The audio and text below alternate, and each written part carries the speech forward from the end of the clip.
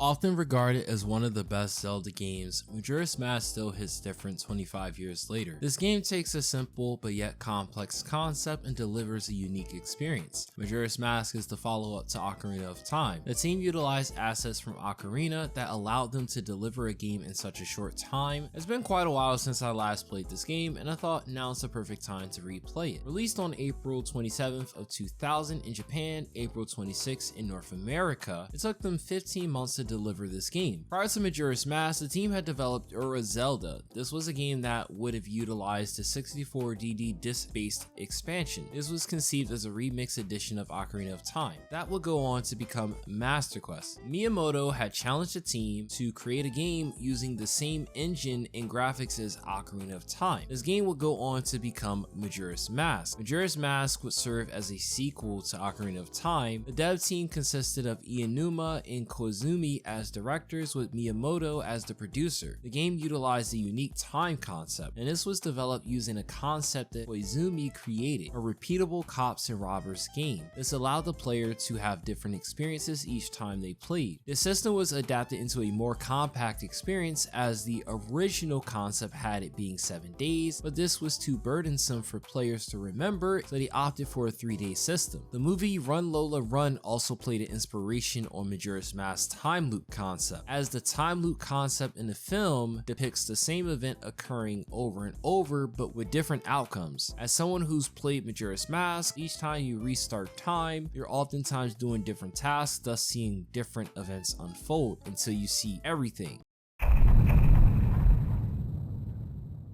Majora's Mask story opens up where Ocarina of Time left off. Link sets out on a journey to find his lost friend. Many have suggested the journey is Link processing the death of Navi, but this doesn't make sense to me, as Sarah, Link's other friend, would have told him about the fairy's fate after fulfilling their duties. While Link is traveling, he's assaulted by 2 fairies and a mysterious imp wearing a mask. Link ends up losing his possessions, including the ocarina Zelda gave him. Several events unfold until Link is turned into a Deku scrub.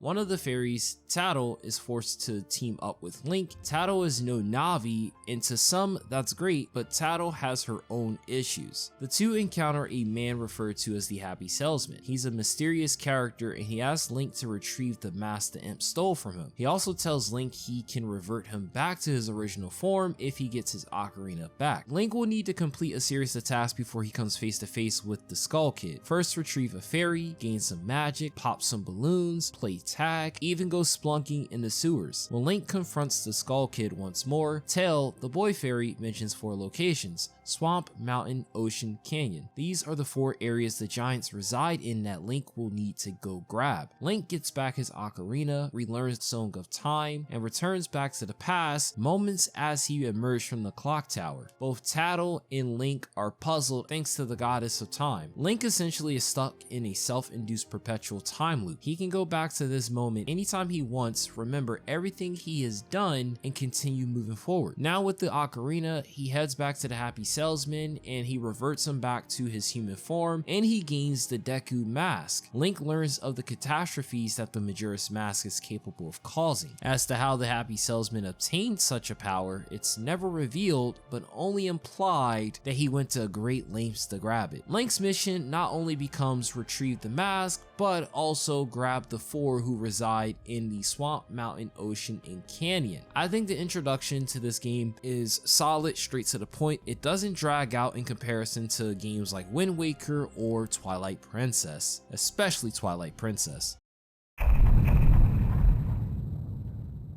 Each of the 4 areas have their own isolated stories that are unfolding as the Skull Kid has meddled in these 4 areas. The area of Woodfall resides in the Swamp region. It's ruled over by the Deku King and the Deku Princess. The Swamp region has been infected with poison. It affects the water in the area. The Deku Princess goes to investigate the cause of this poison with a monkey, but she gets captured. And as for the monkey, he's being suspected of kidnapping the princess and is now up for execution.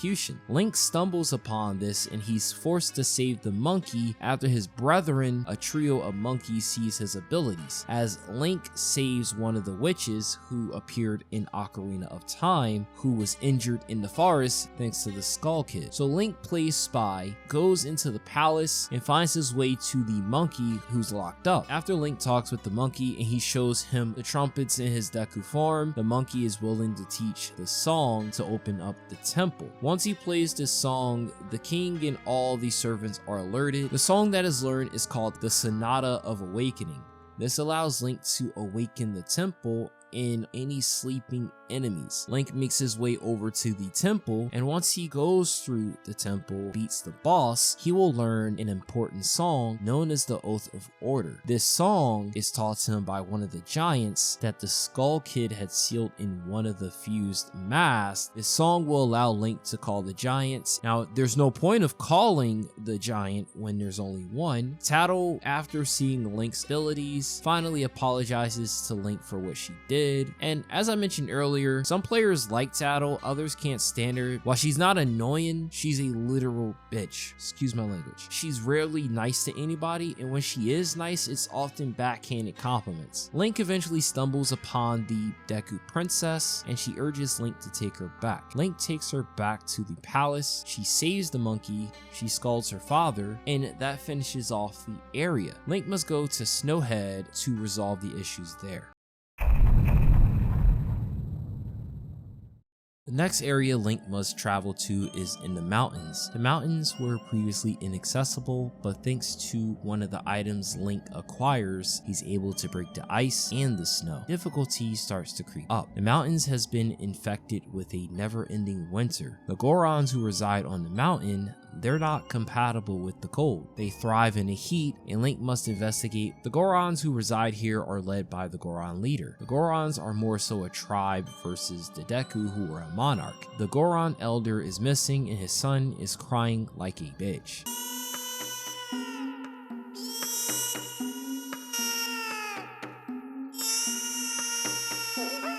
When Link stumbles upon this, he also stumbles upon the late Goron hero, Darmani III, who died from falling while investigating the cause of the never-ending winter. The big Goron that sits in front of the temple unknowingly killed Darmani. Darmani's ghost lingers in the world, so Link must mend his regrets. The Al Kapora Gabora shows the path to acquire the Lens of Truth. With the Lens of Truth, Link can see Darmani, head to his grave, heal him, acquire the soul of Darmani, which can transform him into a Goron himself. Now with the power of the Goron, Link can further investigate what has happened to this land. Baby Goron, who's crying for his father, won't stop until Link finds his father. Link stumbles upon the Elder, informs him about his son. He teaches Link the song. Link heads back to Baby Goron, plays him the song, but Baby Goron completes the song and causes everyone to fall asleep, thus learning the lullaby. From here, Link can actually head towards the temple and then proceed. The path to the temple is both chaotic and fun. Exploring the temple itself can be quite confusing. Some find this dungeon annoying. Even the boss here can be a bit annoying to fight, as repeated playthroughs can be very time consuming. But once Link defeats the boss here, he frees a second giant. The deity tells Link the giants are guardians. The story of 4 giants is one the player can learn at some point, but essentially long ago the 4 giants were kind of like deities of the world, and they created the 4 different lands: swamp,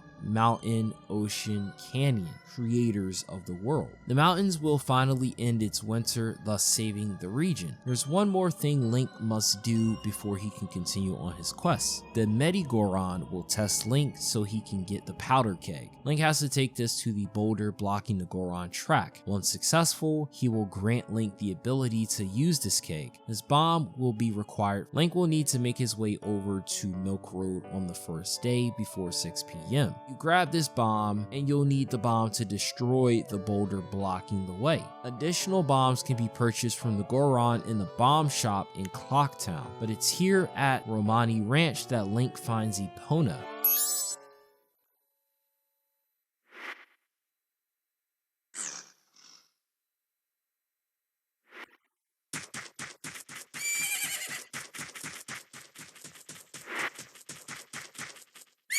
But he'll need to speak with Romani before 6 to prep for a side activity called the alien invasion.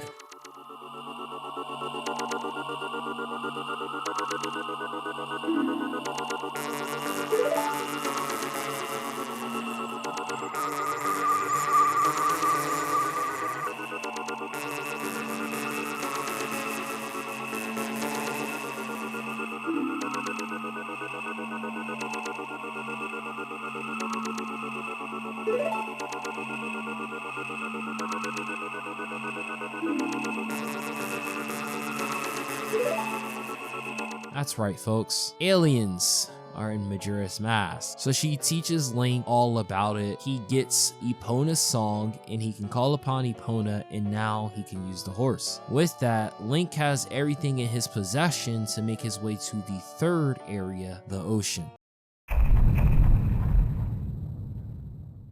Great Bay is the third area Link must journey to. Great Bay harbors the Zoras as well as the Gerudo pirates. Great Bay has been infected with murky waters and hot weather conditions. Link needs Epona to jump the fence that blocks the entrance to the ocean. The very first thing Link sees is seagulls circling something in the water. Link swims over and it's a Zora. The Zora is Maikau. Maikau is a guitarist of the Indiegogo's. He will ask Link to swim him to shore. He ends up telling Link his story via singing. The lead singer, who's his girlfriend, got her egg stolen by the pirates. He asks Link to heal his soul. Link plays a song of healing, this mends his soul, leaves behind the mask, allowing Link to become a Zora. Now wielding the power of the Zora, Link goes and gets revenge for Maikau. He heads to the pirate fortress where the eggs that they stolen have been retrieved. Infiltrating the fortress, Link must find 4 eggs. As Link makes his way through the fortress, he overhears something involving the Skull Kid. He told the pirates about the eggs and that the Great Bay has treasure. However, the pirates lose the last 3 eggs thanks to the sea snakes. The last 3 are at Pinnacle Rock. The way there is affected by murky waters, making travel hard. If Link grabs a picture of a Gerudo and presents it to the fisherman at the hut near the entrance of ocean, he can obtain a seahorse that will show the way to Pinnacle Rock. Link takes care of the snakes there, saves the eggs, takes the eggs back to the observatory, and it's here Link learns a song he must play in front of Lulu. The song will awaken a turtle who serves as a guardian of sorts to the Great Bay Temple. The route to the temple can be more complicated compared to the first 2 temples. Link must traverse the temple, find a boss, and defeat him. The monster's mask contained another giant. The third deity will say, "Help our friend." However, the giant isn't referring to the final giant. Instead, the giant's referring to Skull Kid. A story that one of the NPCs tells Link reveals the story of the giants.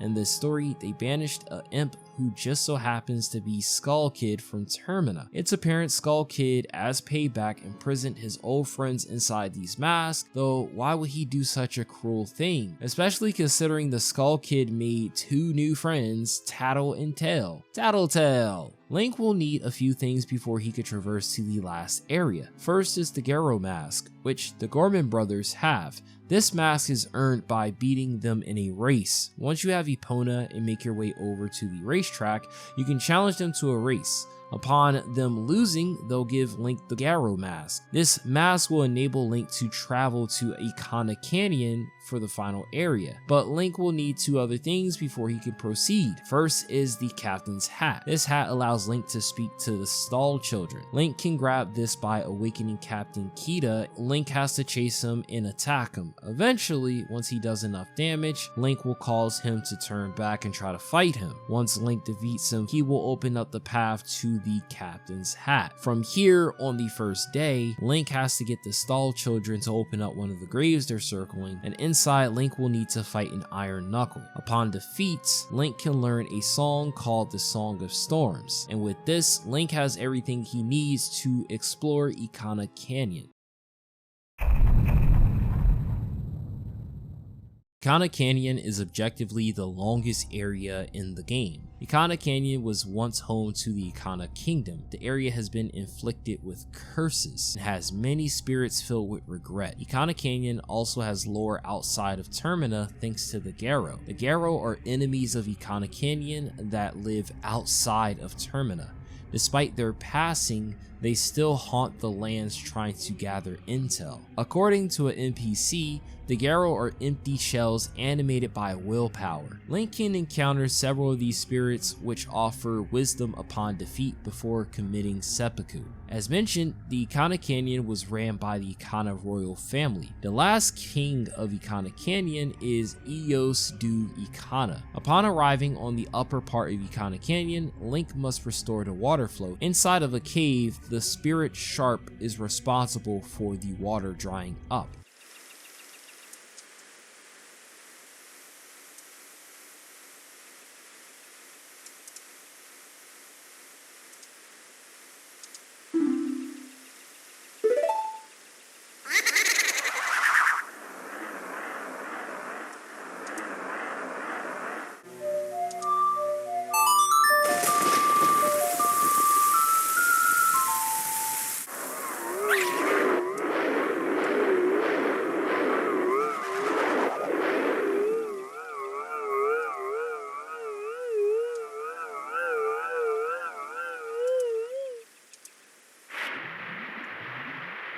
The music house nearby will contain an NPC inflicted with a curse that Link must heal. This will restore him and give Link the mask.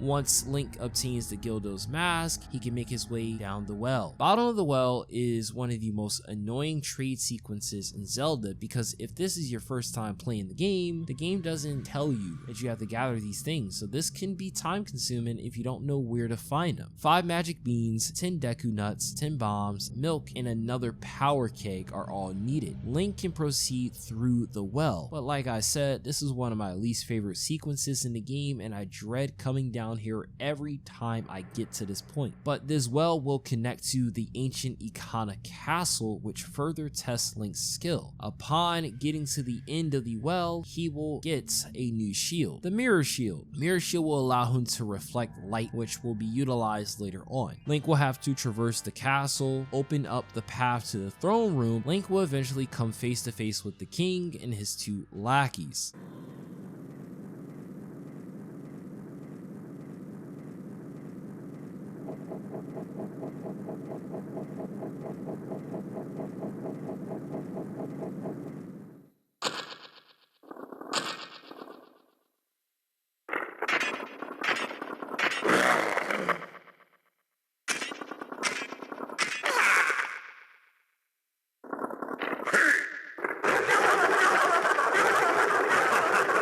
Link will need to essentially cause damage to them, expose sunlight in the room, and use that sunlight to disintegrate their bodies. The king will challenge Link. He has a trick up his sleeve. If you give him the chance, he will dispatch his head and chase you around the room, causing massive damage. I utilized a speedrunning tactic where I did a ground stab. After doing it so many times, he's defeated and we disintegrate his body.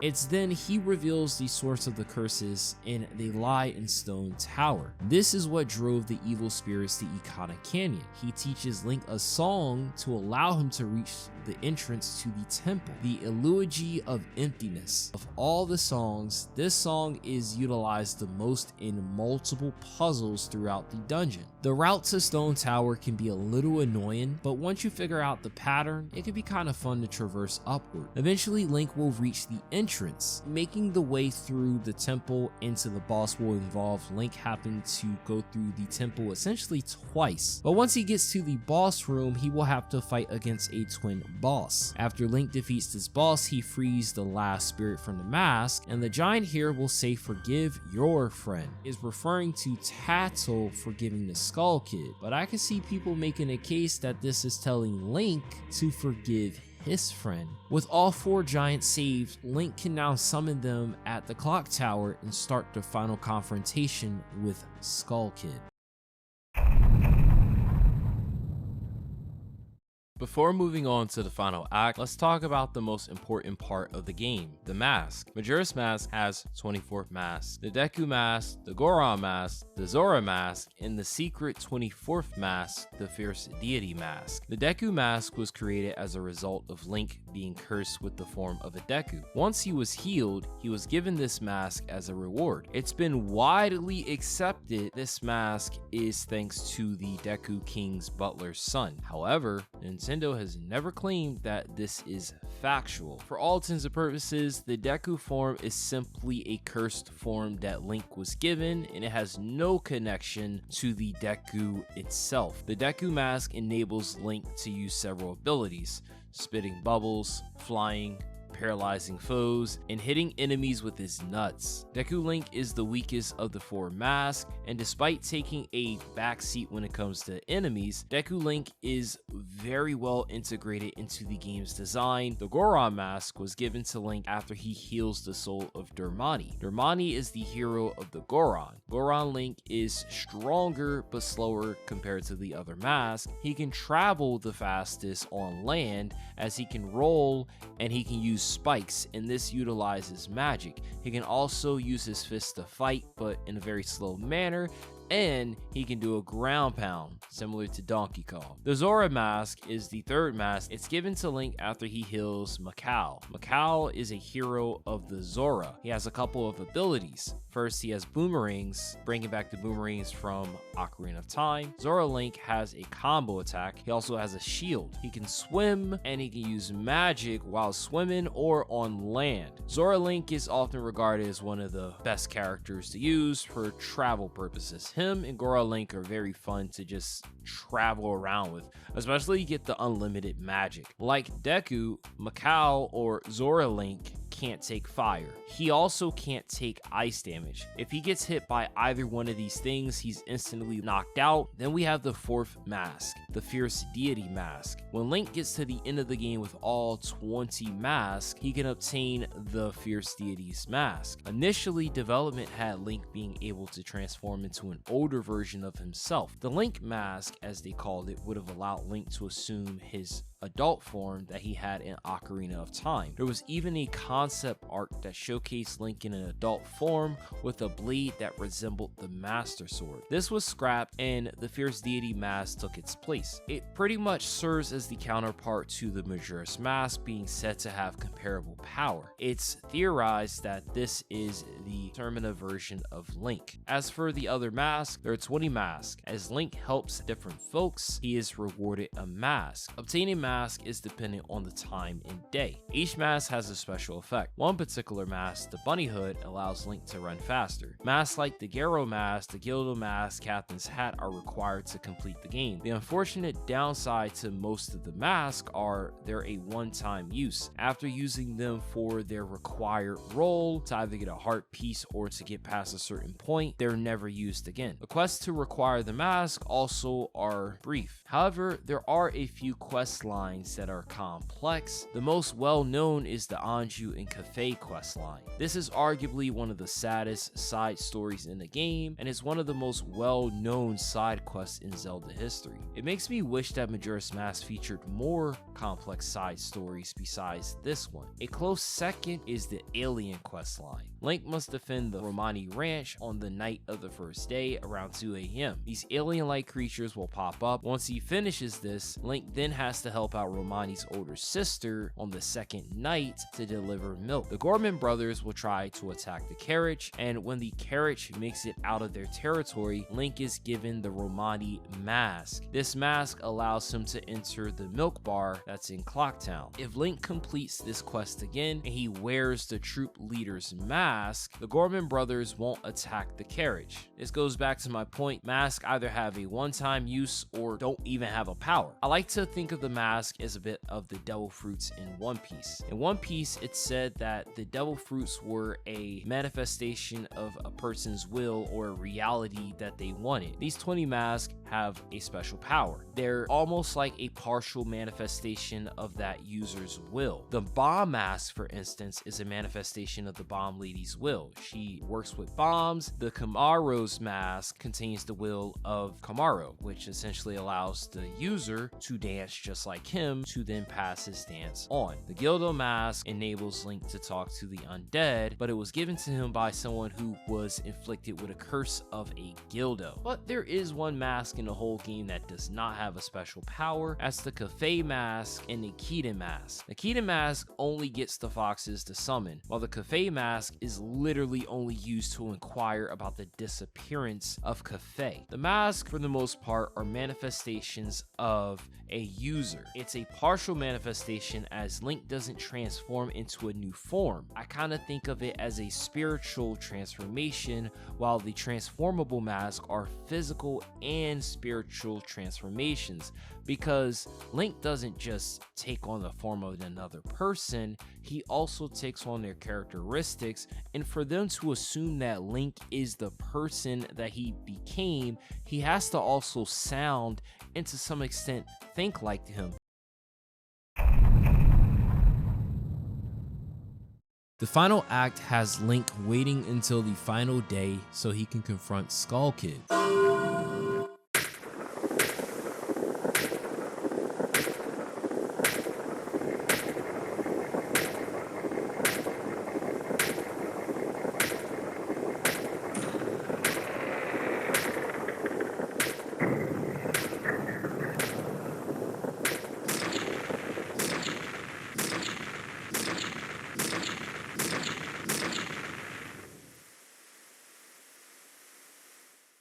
Once he confronts Skull Kid, he plays the Oath of Order.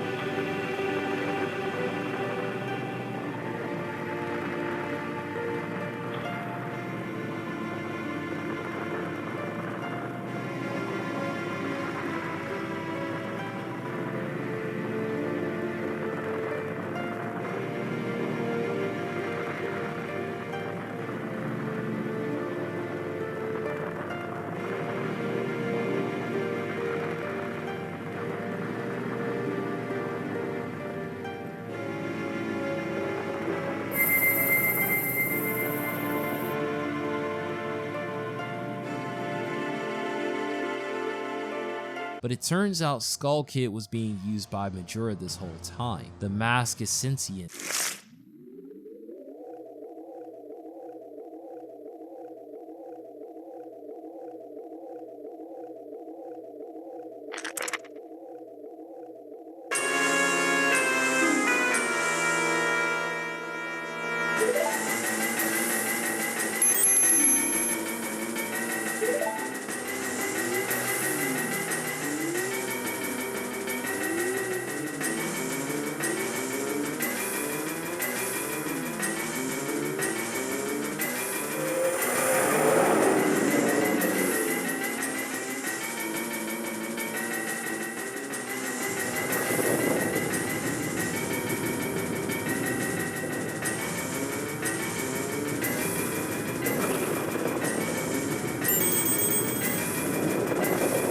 And Link follows along with Tattle. It's time to settle this fight once and for all. Inside of the moon contains an open field with a tree in the middle. Link will see 4 other children running around, including a 5th child. Call me insane, but these kids seem to be a kid version of the Happy Salesman. In truth, they're using the same model as the Happy Salesman, at least in the 3DS version, which further shows that the Moon children have a connect with the Happy Salesman. They bring up several questions pertaining to friendship and even questioning morality. These are a lot of thought-provoking questions meant to make you think. My personal belief is that the Happy Salesman at some point wore the mask. Witnessing the power for himself, he truly knows the dangers of it. Majora's Mask was used in hexing rituals and likely absorbed a lot of negative and chaotic energy, warping it into the mask itself now. I think Majora's Mask isn't evil, but it was used for evil deeds, and thus it has a negative amount of balance,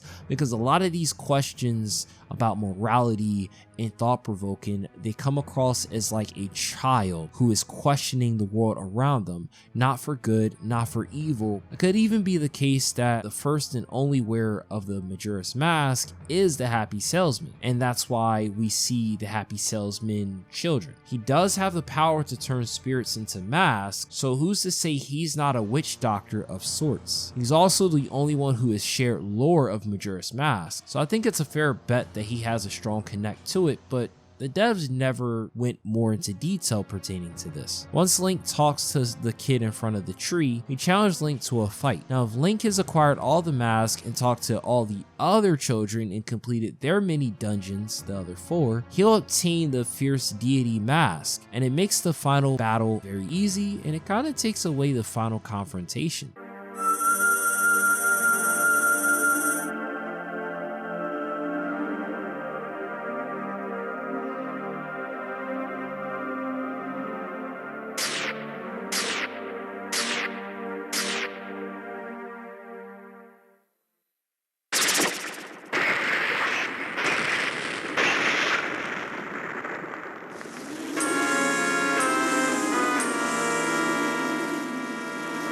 In prior Zelda games, the final boss is often hard or in some ways challenging and you might mess up.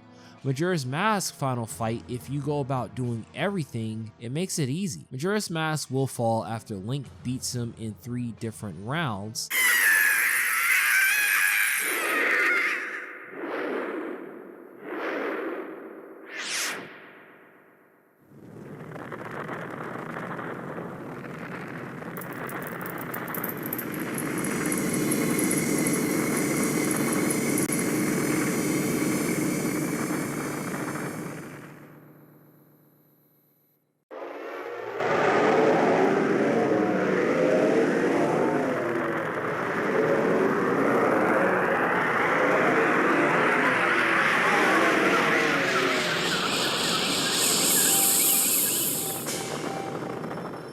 This destroys the artificial moon, and the evil inside of Majora's Mask disappears. So not only does Link liberate this land and save it, the story of Majora's Mask will depict many of the Terminus people having happy endings. The Happy Salesman gets the mask back, but he notes that the evil has disappeared. Link's journey will end with him and the others letting Skull Kid off pretty easily. Skull Kid did indirectly kill people. He caused too much turmoil, sadness. We don't know if like upon Majora's defeat it reversed everything, because if it didn't, he still allowed himself to be used by the mask to cause mischief. What was even Majora's Mask's ultimate goal? Just to destroy the world? Majora's Mask doesn't have the strongest story. The story can be interpreted in many different ways, and I think a story that can get people to continuously talk about it 20 plus years later and its lore is either doing something really great or it was a little too vague. While not strong, I do love it has spawned so many theories and lore pieces in regards to the video game. One of the strong areas of Majora's Mask, however, is the dungeons, so let's talk a bit more about that. Majora's Mask has a sad amount of dungeons, but the team figured out a way to make this work. Each dungeon also incorporates stray fairies. These stray fairies give the dungeons replayability. Plus, there are mini dungeons starting with Woodfall, very similar to other Zelda games. I think of Woodfall, I think of Ocarina of Time's Inside of the Tree. Woodfall Temple is governed by the Deku royal family. Only those taught the sacred song are permitted to enter. The dungeon makes use of the Deku Scrub's ability to both fly and hop on water, which further shows how the dungeon was designed for Deku Scrubs exclusively. What I liked most about the dungeon is how some of its puzzles aren't hard, how the dungeon will condition the player for the other 3 dungeons that I most appreciate. Sure, the puzzles here are very easy, but that's also due to allowing the player to familiarize themselves with the dungeon progression as well as puzzles. Now, compared to the Deku Tree, I think Woodfall is an easier dungeon. I had less time playing Woodfall both as a kid and as an adult in comparison to the Deku Tree. Woodfall does have the stray fairy hunt. This gives the dungeon a secondary objective, and oftentimes finding the stray fairies in the dungeon can be more difficult than solving puzzles. Sometimes stray fairies can be behind defeating enemies, inside of objects, or even solving a puzzle. Woodfall's dungeon item is the Hero's Bow. Woodfall has 2 mini bosses. The first are 2 lizard enemies called Lyssophos. If you know the speedrunning strategy, you can use a Deku Nut and a stick to defeat them in one hit. The second mini boss is the Gecko. This frog enemy requires both the Deku Mask and arrows to defeat it. The dungeon gimmick involves traversing as Deku Link and purifying the main rooms in order to proceed. The boss of Woodfall is Idola.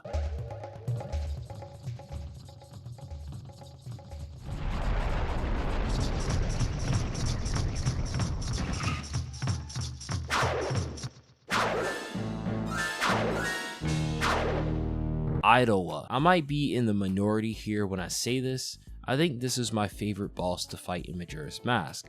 While it's an easy boss, a lot of the criticisms that Zelda gets is that you get one item and that item has to be used in a specific way to defeat the boss. Well, this is a good example of a boss that can be defeated in a number of ways. For instance, you can use Deku Link to stun him, then switch to say Goron if you come back here later, and you can stun lock him until defeated. Or you can make use of the dungeon item, the arrow, or you can make use of bombs, or you can do a combination of one of anythings. There's also a Deku flower in the room. This boss allows you to go about fighting him in a number of ways. Ottawa's boss design is also good in how he attacks in many different ways as well, reflecting how you can go about fighting him in different ways. Another element to the dungeons, as I mentioned earlier, is the stray fairies. Each time you capture the stray fairies, you will get a new ability. In this case, Link will get the super spin attack, which is the most useless ability of all 4. The stray fairies do give these dungeons replayability.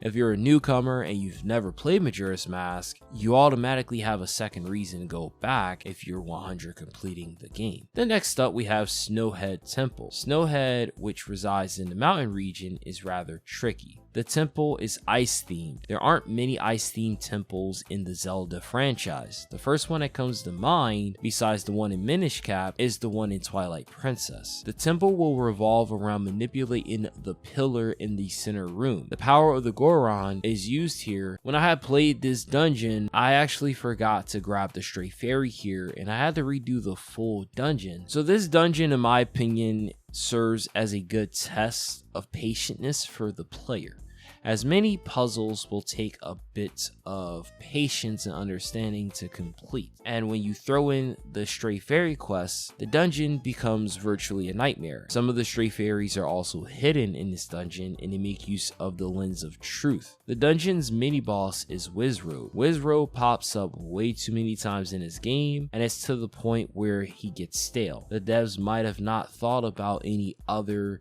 unique bosses, but I'm sure they could have whipped up some from the 2D Zelda era, and they just chose not to. Taking down Wizrobe the first time will reward the fire arrows, and the second time the master key to the boss. Fire arrows will allow Link to backtrack and grab missing fairies and get to the boss. The boss here is called Goat.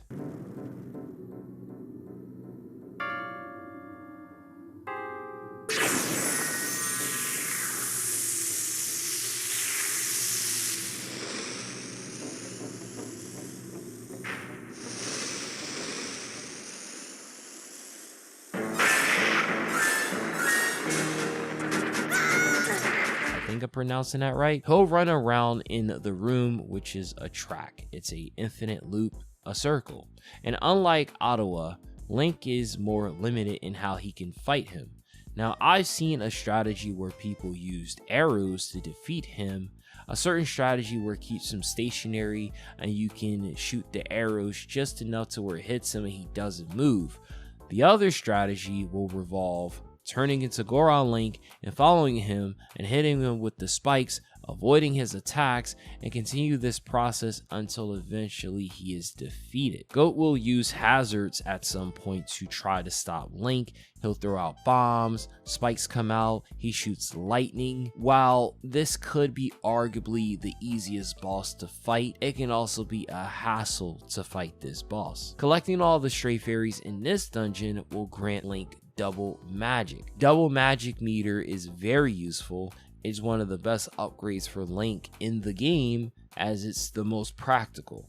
You're using magic virtually all the time in this game. Great Bay Temple resides in the ocean region. This temple is the water temple, and almost every water temple in Zelda has given me problems. This one is no different. Originally, when I played this game back in the day, it was hard to figure out. It requires resource management as well as tracing back your steps and remembering. You have to utilize the water pressures and remember which way they're operating. Throughout the dungeon, there are different pipes that lead to different rooms. They all circle back to the main room. The water in the main room will need to be changed so Link can navigate through other parts of the dungeon. It's very easy to get lost or miss something like a stray fairy. Thus, if this is your first time playing this dungeon, it's going to be the most challenging. Should you miss a stray fairy or change the water direction, Link will have to reverse things just to go look for a fairy that he missed. Easy way to make sure you're not missing a fairy is make use of the Great Fairy Mask. Anytime you enter a room, put it on. This dungeon also makes full use of the Zora. Deku Link has some usage in this dungeon.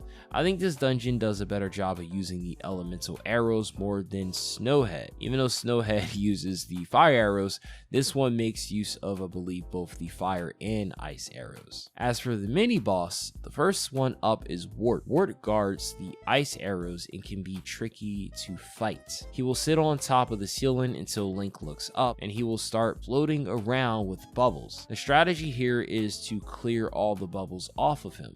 After that happens, he will start sliding around the room where he periodically opens up his eye. Link has to use the arrows to target his eye, and after dealing enough damage, he'll be defeated. And once defeating him, you get the ice arrows. The second mini boss that guards the master key is Gecko. He returns, but this time he uses a giant glob. He can be tricky to fight if you're not ready for him. Making use of the ice arrows will allow Link to expose him and cause damage. After a few cycles, Link will defeat him, and we get to the boss of Great Bay, Gyorg.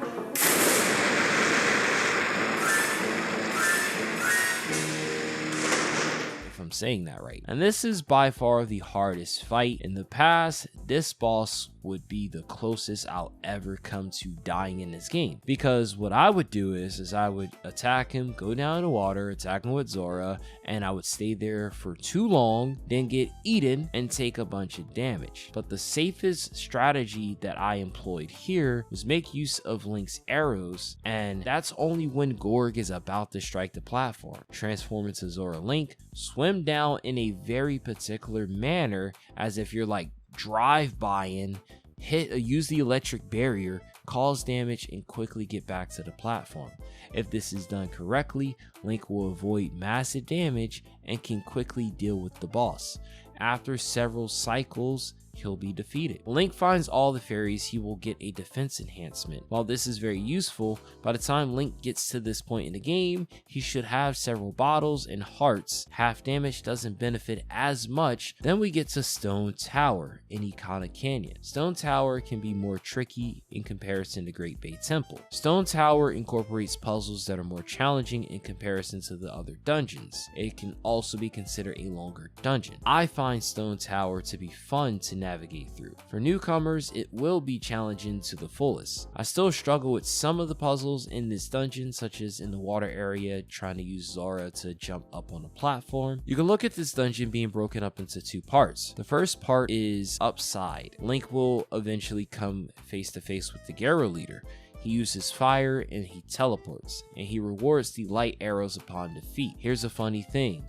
When I fought against him, right, I tried using Zora. I don't know why. I think it was either Zora or Deku Link, and he hit me with fire and it restarted the whole fight. That has never happened to me. Now, after you get the light arrows, you can go outside, hit the red gem. It will flip the whole dungeon upside down, and this will rework the dungeon as you navigate through rooms that you've been in before, but now they're upside down, which offers up new puzzles that Link must navigate through. Eventually, Link will come across Gomez as he guards the Master Key. This guy is basically a giant vampire, and Link has to use light arrows to expose him and then damage him. The dungeon will reward Link with another item in the form of a mask, the giant mask. This is the first and only time in the game that Link receives two dungeon items that will aid him in defeating the boss, as Twin Mold is the boss of this dungeon.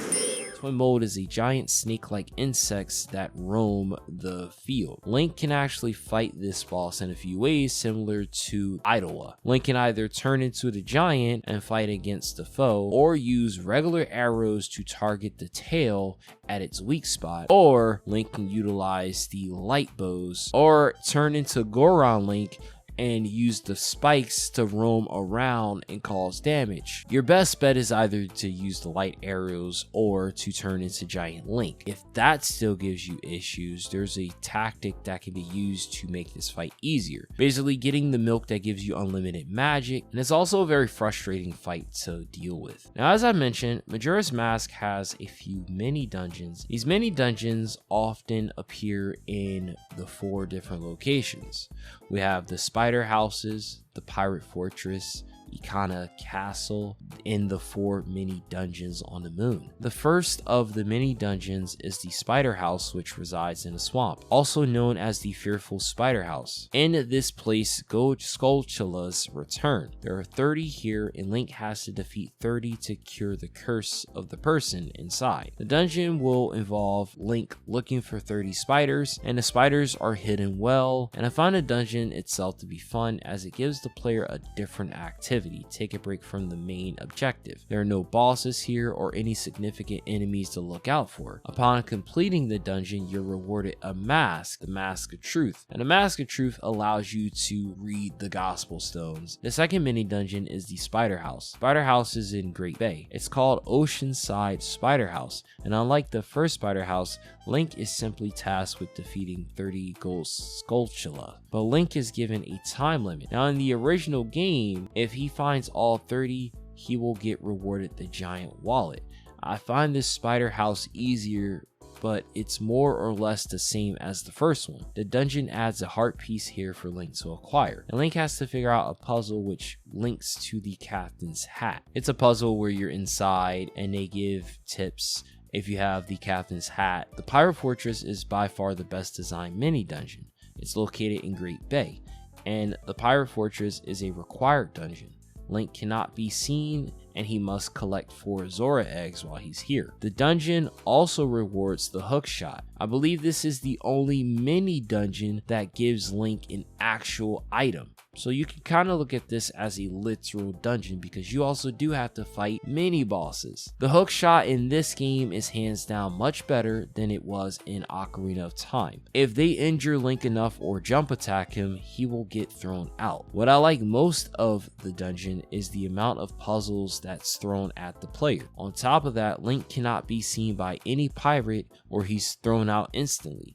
It can be a tad difficult for new players, so the devs thought of a unique way to allow the player to navigate easier via the stone mask. Then there's Ikana Castle. Ikana Castle is a 2-part dungeon. The first part involves Link completing the bottom of the well trade sequence. New players aren't privy to this, and I consider it the most annoying of the mini dungeons. The second part of this mini dungeon is the castle itself. The castle will have 3 different paths. The first path will lead Link to opening up sunlight in the second path. The second path will lead to the roof where Link must bomb the top to lead to the third path. And the problem here is that the game never hints to any of this. The player will have to naturally go navigate through this whole thing till they get to this point where they now are prompted to go get a power keg before they can proceed. And just a note, the second path will put Link up against a Wizrobe. Like I said, one of the most overused mini bosses, which then follows up with another boss fight, the King of Ikana and his 2 lackeys. In the first phase, you'll fight against the 2 lackeys. Fighting them essentially is easy, as I use the ground stab strategy to cause major damage, then dispatch them with sunlight. King will fight Link. It's the same strategy. If you don't do this right, he will chase Link with his head, cause massive damage. Then we have the 4 mini dungeons on the moon. Gospel stones are present in all 4 of these dungeons, and they give a hint on where to find all the masks. So before the age of the internet, or more so before the common person had access to the internet, these gospel stones would have been the best way to figure out where the other masks were at. There are also 4 heart pieces in the dungeons in total, so 1 for each dungeon. There's also a moon child in each mini dungeon. The prerequisite to completing a dungeon is finding them and giving them the mask. The first mini dungeon is Woodfall themed. Link has to use the Deku flowers to navigate through. There are some obstacles that can throw the player off. Then there's the Snowhead mini dungeon. This is hard. You have to navigate via a path with open chests. Link will bounce off of them until he makes it to the end. It took quite a while before I was able to get the kid and grab the heart piece. I actually forgot to go to the kid after grabbing the heart piece. I had to do this again. It took a while. The third area is the Great Bay Temple theme mini dungeon. Link will have to swim through a series of tunnels until he makes it to the Moonchild. This puzzle is more random, as trial and error is required before you figure out the pattern, or you just look it up online. And the last area, it's technically Stone Tower themed. It's also the only mini dungeon on the moon that has enemies. Link must fight a lizard, Garrow Master once more, and Iron Knuckle. What I wish the dungeons did was offer a more in-depth dungeon including rematch mini bosses, similar to what Wind Waker did. They do ultimately do something like this, but it's an optional area. Now the dungeons could also have been a tad bit harder, maybe significantly harder, adding difficult puzzles for the player, ultimately rewarding them for completing these dungeons is the Fierce Deity mask. And the mask is so powerful, it doesn't feel like you earned it. It makes the final fight a cakewalk. Remember that whole idea in Zelda that you need one item to defeat the enemy? Well, if you fight Majora's Mask, the first version, which is using your items and stuff that you learned along the way, it can be a difficult fight. But if you fight Majora's Mask with the Fierce Deity, well, it becomes easy. And then here's the funny thing. If you give all the mask away and you acquire the Fierce Deity mask, you are forced in the first encounter to use the Fierce Deity mask. After you defeat the game, then you can come back and fight Majora's Mask regardless if you put the mask on or not. Now I think in comparison to other Zelda games, Majora's dungeons aren't difficult. They are more fun in comparison. They're short, to the point. The dungeons handle this by adding the stray fairies, which artificially make the dungeons longer and to some degree harder. The game also needed to design bosses differently. Unlike future games like Wind Waker and Twilight, Majora's bosses can be approached with different tactics and not just one singular tactic, though it can't be helped with bosses like the third one, the fish boss, and the second boss. Really, I would say it's about 2.5 of the bosses that you could really fight in different ways, while most of the time there's really only 1 or 2 ways to fight the bosses.